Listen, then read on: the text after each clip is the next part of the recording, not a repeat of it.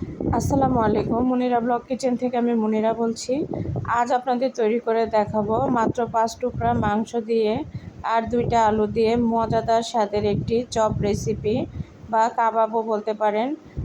তো এটা তৈরি করতে আমার লাগছে এখানে মাংসের টুকরা 5 পিস আর 2 পিস আলু কেটে নিয়েছি। তো এখন এগুলো সেদ্ধ করতে চলে আসলাম।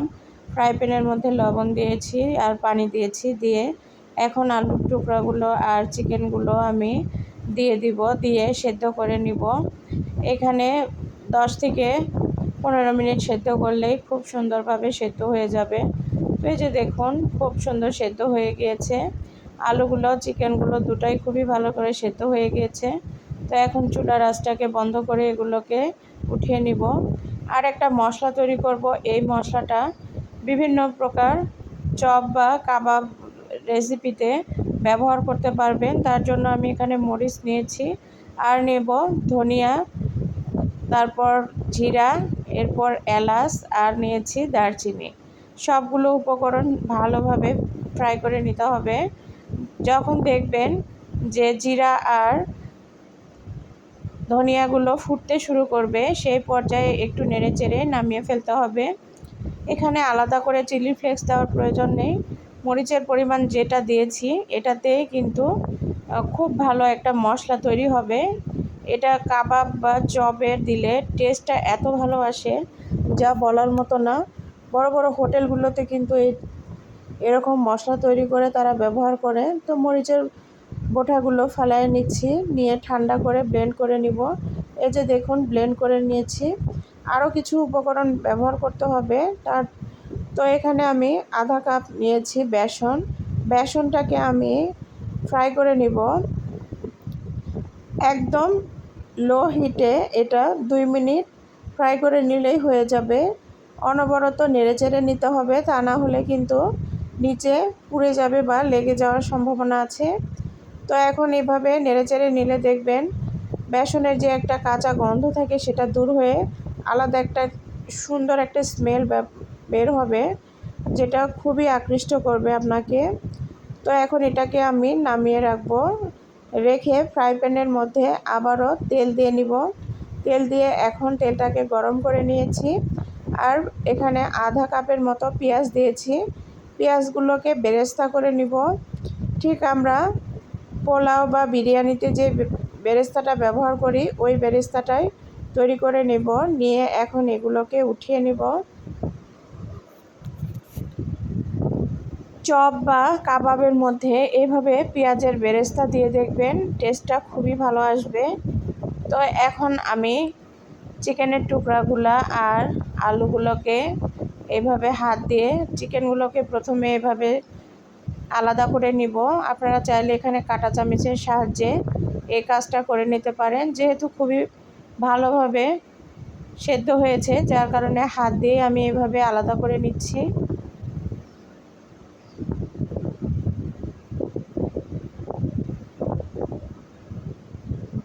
তো এখন দেখুন এভাবে আলাদা করে নিব সবগুলো উপকরণ আমি এখানে রেডি করে নিয়েছি পাশেই। তো এখন এই যে চিকেনগুলোকে আলাদা করে নেওয়ার পর এখন আমি এই যে এখানে নিয়েছি বেসন, আদা রসুন বাটা, জিরার গুঁড়া, মরিচের গুঁড়া, হলুদ, কাঁচামরিচ, এখানে পেঁয়াজ বেরেস্তাগুলো নিয়েছি, নিয়ে এখানে সবগুলো উপকরণ ঢেলে দিচ্ছি। আপনারা চাইলে এখানে কর্নফ্লাওয়ার বা চালের গুঁড়া, ময়দাও দিতে পারেন, তবে আমি বেসনটা ইউজ করেছি ফ্রাই করে নিয়ে। আর এখানে যে মশলাটা তৈরি করেছি সেটা 1 টেবিল চামচ নিলাম, যেহেতু আমার এই ডোটা তৈরি করব যেটা, সেটা কিন্তু খুব বেশি পরিমাণ না। এর জন্য এখানে 1 টেবিল চামচ দিলেই এনাফ। তো 1 টেবিল চামচ দেওয়ার পর আমি এখন এগুলোকে সবগুলো উপকরণ হাত দিয়ে সুন্দর করে এভাবে মেখে নিব। আলুগুলো আলাদাভাবে ম্যাশ না করলেও সমস্যা নেই। এখানে খুব ভালো করে যখন এভাবে হাত দিয়ে মেখে নেবেন তখন আলুগুলো সুন্দর মতো একদম ফিনিশ হয়ে যাবে। তো এখন এই যে দেখুন, আমি এভাবে হাত দিয়ে ডলে ডলে মেখে নিব। এতে করে সবগুলো মশলা আলু আর মুরগির মাংসের মধ্যে ভালোভাবে মিক্সড হয়ে যাবে। একটু সময় নিয়ে কাজটা করতে হবে। এখানে একটা ডিম ব্যবহার করব। আমি যে রেসিপিটি তৈরি করছি সেটাতে এভাবে একটা ডিম ব্যবহার করতে হবে। সচরাচর আপনারা যেভাবে তৈরি করেন আমি একটু আলাদাভাবেই তৈরি করেছি, তবে আমি আশা করছি আপনাদের কাছেও এই সহজ রেসিপিটি খুবই ভালো লাগবে, কারণ এটা খেতে এত টেস্টি হয় যা বলার মতো না।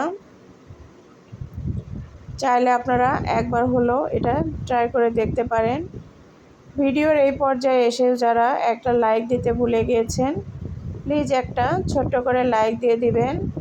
আর যদি ভালো লেগে থাকে ভিডিওটি বন্ধু এবং পরিবারের মাঝে শেয়ার করতে পারেন। আর কেমন লেগেছে আমার এই রেসিপিটি অবশ্যই কমেন্ট করে জানাতে ভুলবেন না। তো এখন এই যে হাত দিয়ে ভালো করে মেখে নিয়েছি, নিয়ে হাতটা ধুয়ে একটু তেল নিয়েছি হাতের মধ্যে, নিয়ে এখন দেখুন এই যে এভাবে হাতের মধ্যে এভাবে প্রথমে গোল করে নিয়ে এভাবে চ্যাপটা করে নিব, নিয়ে এভাবে সবগুলো আমি তৈরি করে নিব কাবাবের শেপে।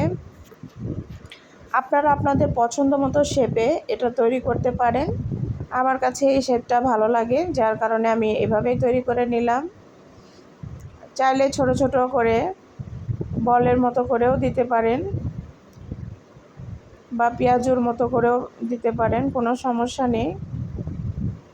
তো এখন আমি সবগুলো তৈরি করে নিচ্ছি না, আমার যতগুলো প্রয়োজন ততগুলো তৈরি করে বাদবাকিগুলো আমি ফ্রিজে সংরক্ষণ করে রেখে দেব। পরবর্তীতে ফ্রাই করে প্রয়োজন পড়লে খেয়ে নিব। তো এখন তেল গরম করে নিয়েছি ফ্রাই প্যানে। আমি কিন্তু যেটা তেলটা দিয়ে বেরেস্তা করেছিলাম পেঁয়াজের, সেই বেরেস্তার তেলের মধ্যেই এখন এটাকে ফ্রাই করে নিচ্ছি। আমি এখানে 6 পিস চপ তৈরি করে নিচ্ছি। আপনারা আপনাদের পছন্দ মতো চপ তৈরি করে নিন। চপগুলো দেওয়ার 3-4 মিনিট পর আমি আবারও উল্টে দিচ্ছি। একদম মিডিয়াম টু লো হিটে রাখতে হবে, এতে করে দেখবেন সুন্দর মতো ভেতর পর্যন্ত কুক হয়ে যাবে। তো এই যে এখন এভাবে আমি উল্টে পাল্টে সুন্দর করে লাল লাল করে ফ্রাই করে নিব।